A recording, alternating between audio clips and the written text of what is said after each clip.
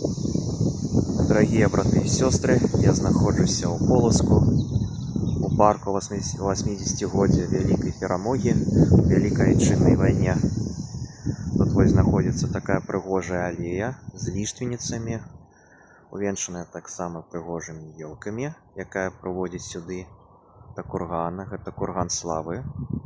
Тут 9 мая праводзяцца вялікія важныя мерапрыемствы памятныя. А вось тут выстава вайсковай тэхнікі часоў Вялікай Айчыны і афганскай войнаў. А тут, калі спусціцца па гэтых ступеньках, будзе яшчэ такая алея прыгожая, пасярод якой знаходзіцца помнік партызанам.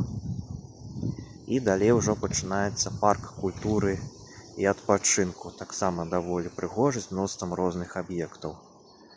І таксама віднеецца Сафійскі сабор на супрацьлеглым беразе Дзвіны.